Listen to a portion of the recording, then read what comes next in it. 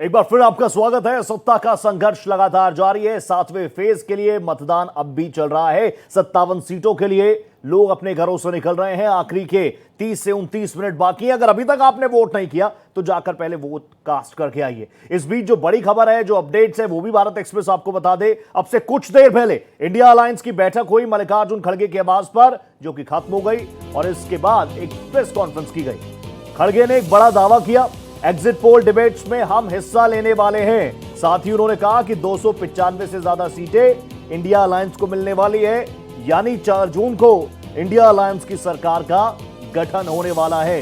इससे पहले कांग्रेस की तरफ से कहा गया था कि एग्जिट पोल्स को लेकर जो डिबेट्स होगी उसमें हमारी तरफ से पैनलिस्ट नहीं जाएगा।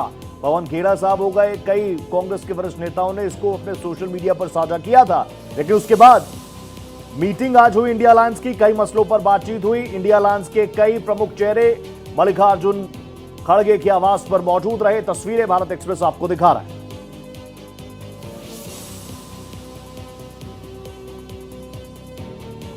7वें फेज में क्या कुछ हलचल है, इसको लेकर मेरे कई ग्राउंड रिपोर्टर्स, कई सहयोगी हमारे साथ जुड़ चुके हैं। प्रवीण जी, जल्दी से तारुफ करा देता हूं। दिल्ली से कमलेश सिंह है, राजधानी लखनऊ से रजनीश पांडे हैं, मुंबई से अभिषेक पांडे हैं, इसके साथ साथ देवनाथ भी हमारे साथ जुड़ेंगे। तो सबसे पहले एक बार कमलेश सिंह जी का मैं रुख कर लेता हूं, फिर सर आप भी सवाल कीजिएगा। कमलेश जी, एक एक करके हमने कई बात की। जब शुरुआती दौर में तमाम तारीखें आई थी तब सबके जहन में बात था कि भैया 40-45 दिन वोट होगा।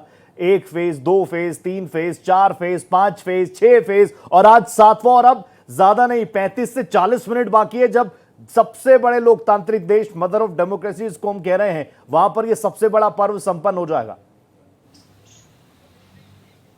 जी, आपने ठीक कहा कि लगभग 2 महीने चला ये पूरा कार्यक्रम चला है और संभवतः भारत के इतिहास में इतना लंबा जो ये है क्या कहते हैं, जो चुनाव की प्रक्रिया कभी नहीं हुई है। और आपने ये भी देखा कि काफ़ी गर्मी में ये पोल हुआ, जिसका असर आपने भी देखा कि शुरुआत के जो 3 चुनाव के दौर थे उसमें लगभग 2 से 3% मतदान कम हुए। हालांकि आज चौथे और 5वें फेज में कुछ मतदान का जो स्तर है वो ऊंचा हुआ है और 2019 के मुकाबले लगभग बराबर हुआ। अब देखना होगा कि अंतिम फेज में क्या चुनाव का असर दिखा, खासकर तब जबकि बिहार में भी चुनाव थे जहां जो गर्मी है या आप कह सकते हैं धूप का सितम इतना जबरदस्त है कि 26 लोग अब तक धूप के गाल में संभाल चुके हैं। और खासकर यूपी पूर्वांचल का इलाका जहां काफ़ी गर्मी पड़ रही है। ऐसी स्थिति में देखना होगा कि इन यूपी और बिहार में क्या जो पिछला जो आंकड़ा था मतदान प्रतिशत उससे आगे बढ़ा है या पिछले आसपास ही रहा है। लेकिन एक बात तो बहुत दिलचस्प है कि जो मतदान फीसदी नीचे गिरा है या कम हुआ है उसमें नुकसान किसका हुआ, इस बात को लेकर तमाम राजनीतिक पार्टियां अपने अपने तरह से अंदाज लगा रही। लेकिन बीजेपी ये मान के चलती है कि उनका जो कैडर बोर्ड था वो निकला शुरुआत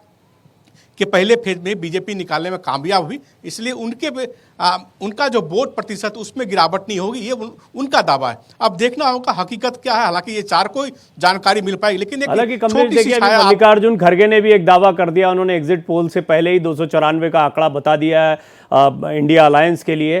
तो ये देखना दिलचस्प होगा। हालांकि वो बहुत एग्जिट पोल को मान नहीं रहे हैं, और जबकि एग्जिट पोल अभी सामने नहीं आया है। उनका यह भी कहना है कि एग्जिट पोल को लेकर एक नैरेटिव सेट किया जा रहा है। तो वो नैरेटिव क्या है, मतलब कुल मिलाकर ऐसा है कि शायद उन्होंने एग्जिट पोल को थोड़ा भांप लिया है या उनको ऐसा अंदाजा हो रहा है कि कुछ इस दिशा में एग्जिट पोल आ सकता है। आपके पास आएंगे, लेकिन आपने उत्तर प्रदेश की बात की, पूर्वांचल की बात की।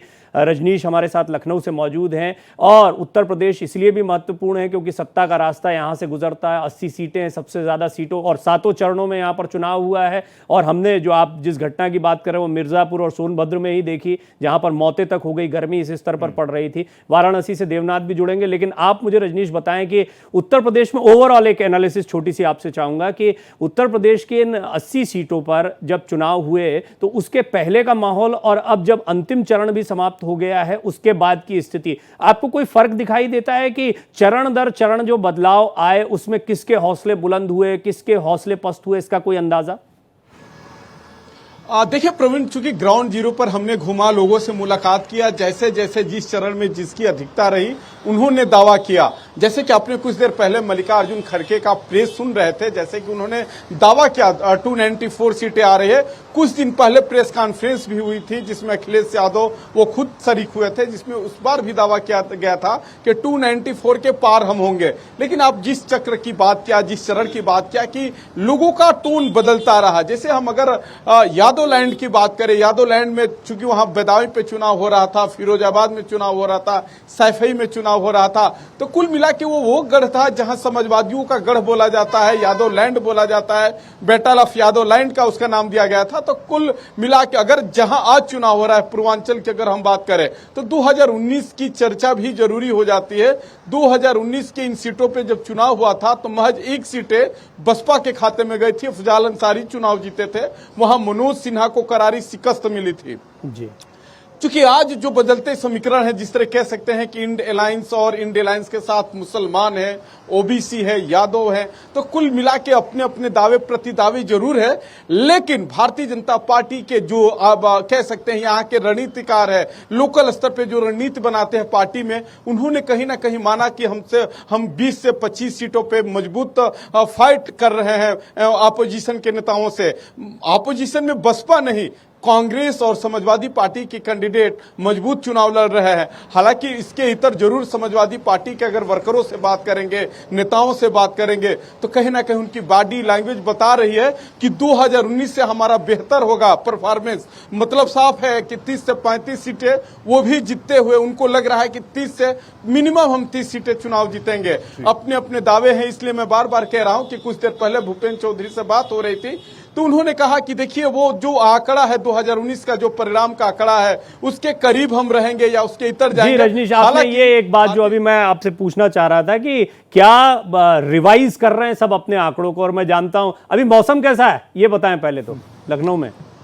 देखिए मौसम का हाल वही है कि मौसम का हाल कातिलाना है, लोग बाहर नहीं निकल रहे हैं। अगर हम लखनऊ राजधानी की बात करें, मैं समझ गया, और यही चिंता थी क्योंकि अभी इसी तरह देवनाथ खड़े हुए हैं वाराणसी से, हम देख रहे हैं अभिषेक खड़े हैं मुंबई में। अभिषेक, उत्तर प्रदेश का जिक्र तो प्रवीण जी ने किया, रजनीश पांडे ने किया, सबसे बड़ा सूबा है जाहिर तौर पर, लेकिन उसके बाद सबसे अधिक लोकसभा सीटें अगर कहीं हैं तो महाराष्ट्र में है। और महाराष्ट्र में जब हम जिक्र करते हैं तो पिछले कुछ वक्त में जिस तरीके से शिवसेना में दो फाड़ हो गई, जिस तरीके से एनसीपी में दो फाड़ हो गई, कांग्रेस का वजूद वहां पर कितना है ये आप ज्यादा बेहतर समझ सकते हैं, जनता को भी समझा सकते हैं। तो ये जो 7 फेजेस गुजरे, किस तरीके से आपने देखा तमाम चीजों को होते हुए 7 चरणों में, क्या अलग अलग चीजें बदलती रही, समीकरण बनते रहे, बिगड़ते रहे, और फैक्टर्स हर फेज के बाद मानो फैक्टर एकदम बदल गए। बिल्कुल रोहित, जिस तरीके से महाराष्ट्र की बात करें तो महाराष्ट्र में कहीं न कहीं सिंपैथी फैक्टर को इंडिया अलायंस ने भुनाने की कोशिश की है। लोगों के बीच ये बताने की कोशिश की कि दिल्ली की सत्ता ने महाराष्ट्र के लोगों का जीना दूभर कर दिया। उन्होंने हर मंच से, हर रैलियों से इसी चीज़ का जिक्र किया, जबकि बीजेपी ने कोशिश की कि 2.5 साल जो उद्धव ठाकरे के रहे वो कितने खराब गुजरे, किस तरीके से कोविड में भ्रष्टाचार हुआ, करप्शन हुआ, और अब जब 2.5 साल के आसपास शिंदे की सरकार है तो उसमें किस तरीके से काम हो रहा है, और बीजेपी किस तरीके से जो 2.5 साल में जो रुके हुए काम थे उनको आगे बढ़ाने की कोशिश की है, और मोदी जी के नेतृत्व में डबल इंजन की सरकार किस तरीके से काम कर रही है इसको बताने की कोशिश की है। और विपक्ष और सत्ता दल में एक जो कॉमन सी चीज़ है कि दोनों ने ही विकास के मुद्दों के साथ साथ अपने व्यक्तिगत कई ऐसे मुद्दे रहे जिनको लेकर छींटाकशी की, जनता के बीच में गए। जनता इस बार इस तरीके से थी कि किसी ने भी अपने पत्ते नहीं खोले और मतदान केंद्रों पर जाकर के उन्होंने मतदान किया। जेनरिक तौर पर तो हमने सारे मुद्दे देखे, लेकिन महाराष्ट्र इसलिए महत्वपूर्ण हो जाता है क्योंकि चुनाव से पहले ही महाराष्ट्र में समीकरणों को बदलने के बड़े प्रयास किए गए, और यहाँ पर एनसीपी बनाम एनसीपी, शिवसेना बनाम शिवसेना का युद्ध देखने को मिल रहा है। दिलचस्पी लोगों की इसमें रही है कि किसको असली माना गया। कुछ अंदाजा लगा कि अजीत पवार वाली एनसीपी असली है, या इसी तरह एकनाथ शिंदे की शिवसेना को असली माना गया, या उद्धव और शरद पवार का जादू कुछ देखने को मिला और वो जो सहानुभूति के वोट वो चाह रहे थे वो उनको मिल पाए। प्रवीण, इसमें एनसीपी की अगर बात करें तो एनसीपी में शरद पवार निश्चित ही एक बड़े नेता के तौर पर है और महाराष्ट्र में एक उनकी अच्छी खासी पैठ है। बीजेपी ने स्ट्रेटेजी के तौर पर एक बहुत बड़ी स्ट्रेटेजी बनाई और सुप्रिया सुले के सामने अजीत पवार की पत्नी सुनेत्रा पवार को बीजेपी ने पुश करके टिकट दिलाया ताकि शरद पवार को सब जगहों पे जाने से रोका जा सके और वो चुनाव के दौरान वो सिर्फ बारामती में टिके रहे, जिससे जो दूसरी जगहों पर डैमेज होने वाला है उसको रोका जा सके। असली और नकली की बात करें तो निश्चित तौर पर पिछले 15 साल से शरद पवार के दिल्ली जाने के बाद अजीत पवार ही एनसीपी चला रहे थे, इसलिए जो आज के समय में एनसीपी दिखाई पड़ रही है उसमें अधिकतर लोग 80% वो अजीत पवार के द्वारा रिक्रूट किए हुए, अजीत पवार द्वारा लाए गए नेता हैं, इसलिए अजीत पवार को यहाँ बीज समझा जा रहा है। लेकिन शरद पवार लगातार वो सिंपैथी फैक्टर खेलते रहे। उन्होंने लोगों को बताया कि वो 80 साल 85 साल की उम्र में भी लोगों से मिल रहे हैं, क्योंकि उनके घर में इस तरीके से कांड हुआ है। उनके भतीजे ने पार्टी हाईजैक करने की कोशिश की।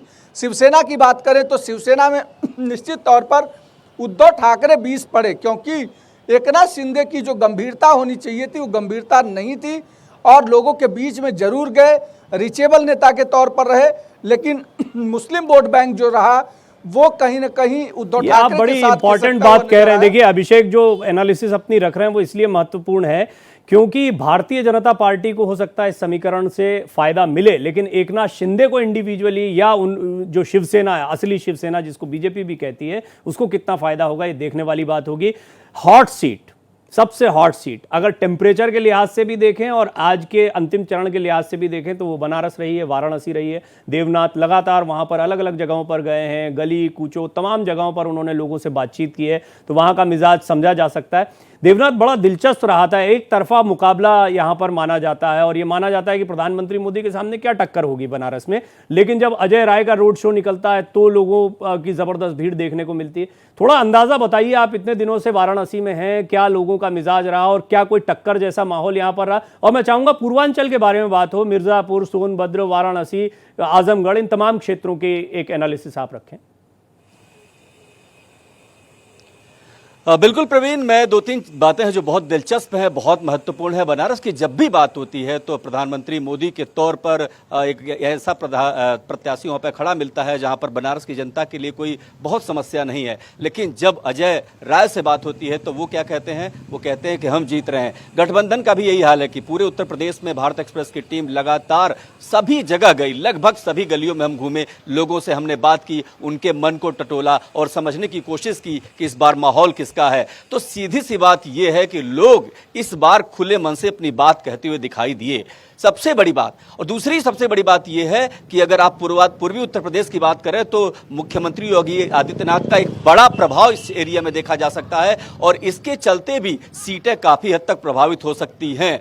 रही बात एग्जिट पोल की, तो एग्जिट पोल पे आएंगे, लेकिन अगर आप उत्तर प्रदेश की इस परिप्रेक्ष्य की पूरी बात करेंगे तो एक बात जो मैं कहूंगा वो जो सबसे महत्वपूर्ण है वो ये है कि गठबंधन के लोग भी ये मानते हैं कि उनकी अधिक से अधिक उत्तर प्रदेश में लगभग 15 से 20 सीट ही जीत सकते हैं, अधिक से अधिक 30 सीट जीतने का उनका आकलन है। लेकिन भारतीय जनता पार्टी के नेताओं से बात करिए तो वो कहते हैं 80 की 80 सीटें हम जीत के दिखाएंगे। ऐसे में जरा समझिए, एक तरफ जहां पर अभी कोई एग्जिट पोल नहीं है, कांग्रेस पार्टी ये कह रही है कि 282 सीट जीत जाएगी और एग्जिट पोल को मानते नहीं है, और इसके अलावा यूपी की बात करेंगे तो कहते हैं 32 से 33 सीटें हम जीतेंगे। अगर इस तरीके की बातें हैं, लेकिन ग्राउंड जीरो पर मोदी का जादू चला क्या? ग्राउंड जीरो पर मोदी की गारंटी चली क्या? मोदी की योजनाओं का कितना असर दिखा? मोदी की योजनाओं को अलग अलग राज्यों में जब हम लोग घूमते हैं, आप लोग घूमते हैं, तो कई सारे लोग कहते हैं कि भैया यहाँ पर सांसद बड़ा फैक्टर नहीं है, यहाँ पर प्रधानमंत्री का फेस बड़ा फैक्टर है। तो बनारस और काशी तो वैसे ही बम बम बोल रहा है, अगर वहां पर खुद प्रधानमंत्री का फेस है तो सिर्फ उनकी सीट तक तो वो सीमित नहीं रहेगा, पूरे पूर्वांचल को इससे साधने की कोशिश की जाएगी। मेरे साथ गुजरात से भी मेरे सहयोगी अरविंद शर्मा जुड़ चुके हैं। अरविंद, जब भारतीय जनता पार्टी का हम लोग जिक्र करते हैं, एक्सपर्ट्स जिक्र करते हैं, वो बोलते हैं हिंदी भाषी राज्यों में जबरदस्त प्रभाव है, ऊपर की तरफ जबरदस्त प्रभाव है भारतीय जनता पार्टी का। और जब गुजरात का जिक्र आ जाए तो गुजरात मॉडल को देश के सामने ऐसा पेश किया गया कि प्रधानमंत्री नरेंद्र मोदी गुजरात की राजनीति से निकलकर राष्ट्रीय राजनीति में आ गए, प्रधानमंत्री वो बन गए। लेकिन इस बार का माहौल क्या है? एंटी इनकम्पेंसी नाम का फैक्टर गुजरात की सड़कों पर, गुजरात की जनता के बीच इस बार है या गायब है? या फिर पूरे देश में जिस तरीके से बीजेपी एक नैरेटिव सेट करती है कि सबसे बड़ा फैक्टर अगर कुछ है तो वो प्रधानमंत्री नरेंद्र मोदी है, गुजरात में इस बार क्या 26 सीटें गुजरात की? देखिए रोहित, अगर हम भारतीय जनता पार्टी की आप अभी बात कर रहे थे, तो भारतीय जनता पार्टी जो बट वृक्ष आज दिखाई दे रही है वो गुजरात की देन है। गुजरात में सबसे पहली सीट यहाँ महसाना में मिली थी इनको, और उसके बाद आज भारतीय जनता पार्टी बट वृक्ष है और अब भारतीय जनता पार्टी 400 सीटें लाने का दावा कर रही है। 2014-2019 में 26 की 26 सीटें भारतीय जनता पार्टी ने गुजरात से जीती हैं, लेकिन इस बार शुरुआत भारतीय जनता पार्टी ने जीत की यहीं से की थी। सबसे पहली जीत सूरत से मिली है। अब 25 सीटों का फैसला है। 25 सीटों पर भारतीय जनता पार्टी ये दावा कर रही है कि वो 5 लाख की लीड से ये सीटें जीतेंगी, लेकिन 25 सीटें 5 लाख की लीड से जीते ऐसा दिखाई नहीं दे रहा है। 5 से 7 सीटें ऐसी हैं गुजरात में जो हाईएस्ट लीड से जीती जाएंगी, जिसमें गांधीनगर की सीट है, अहमदाबाद ईस्ट, अहमदाबाद वेस्ट, नवसारी और ऐसी कई सीटें हैं जो 5 लाख से अधिक की लीड से जीती जा सकती हैं। गांधीनगर से केंद्रीय गृह मंत्री अमित शाह उम्मीदवार हैं, नवसारी से भारतीय जनता पार्टी के अध्यक्ष CR पाटिल उम्मीदवार हैं, अहमदाबाद पूर्व और अहमदाबाद पश्चिम ये संघ के गढ़ रहे हैं और यहाँ भारतीय जनता पार्टी अच्छी खासी लीड हासिल करेगी। गांधीनगर सीट की अगर हम बात करें तो यहाँ आंकड़ा 5 लाख के ऊपर जाएगा लीड हासिल करने का। अरविंद, मैं आपसे ये जरूर जानना चाहूंगा कि गुजरात में जिस तरह से आम आदमी पार्टी ने 14% के आसपास वोट प्रतिशत हासिल किया, विधानसभा चुनाव में 4-5 सीटें भी लेकर आए, उस समय भी एक एनालिसिस थी मेरी कि अगर विधानसभा चुनाव में कांग्रेस और आम आदमी पार्टी साथ में लड़ते तो वो जो ऐतिहासिक जीत 150 के पार की रही बीजेपी की, उससे वो बहुत दूर रहती। इस बार आपको लगा कि जमीन पर कोई इंपैक्ट इसका गया है? आम आदमी पार्टी की अपनी तैयारी रही, हालांकि विधानसभा चुनाव की तैयारी और लोकसभा चुनाव में बड़ा फर्क होता है। गृह क्षेत्र है, गृह मंत्री अमित शाह और प्रधानमंत्री नरेंद्र मोदी के लिए, तो वो भी एक प्लस फैक्टर रहता है लोकसभा चुनाव में खासतौर पर। लेकिन फिर भी क्या इंपैक्ट इस गठबंधन का आपको देखने को मिला गुजरात में? देखिए, जो गठबंधन हुआ उसमें 2 सीटें आम आदमी पार्टी को मिली हैं, भरूच और भावनगर। ये 2 सीटें मिली हैं और 2 सीटें जो जातिगत समीकरण के हिसाब से हैं उसको देखकर आम आदमी पार्टी ने उन पर अपना दांव लगाया था। उम्मीद लगा के बैठी है आम आदमी पार्टी कि उनका गुजरात में खाता खुलेगा। और गुजरात में कुछ चुनाव के समय में ऐसे हालात बने, भौगोलिक ऐसी स्थितियां बनी जिसके कारण कांग्रेस को अब लगने लगा है कि उनका इस बार राज्य में खाता खुलेगा। जैसे क्षत्रिय आंदोलन हुआ और क्षत्रिय आंदोलन में क्षत्रियों ने जो मांग रखी कि जो राजकोट के उम्मीदवार हैं उनको हटाया जाए, लेकिन भारतीय जनता पार्टी ने उस मांग को स्वीकार नहीं किया। तो क्षत्रिय जो थे पहले तो पुरुषोत्तम रूपाला का विरोध कर रहे थे, लेकिन वह पूरे राज्य में फिर भारतीय जनता पार्टी का विरोध करने लगे और उससे कांग्रेस को एक उम्मीद नज़र आ रही है कि कहीं ना कहीं उनको फ़ायदा मिलेगा। और कुछ जगह पर ऐसे हालात रहे कि भारतीय जनता पार्टी की अंदरूनी लड़ाई भी देखने को मिली, जैसे साबरकांठा में उम्मीदवार बदला गया, बड़ोदरा में उम्मीदवार बदला गया, या अमरेली की अगर हम बात करें तो अमरेली में भी उम्मीदवार को लेकर नाराज़गी दिखाई दी।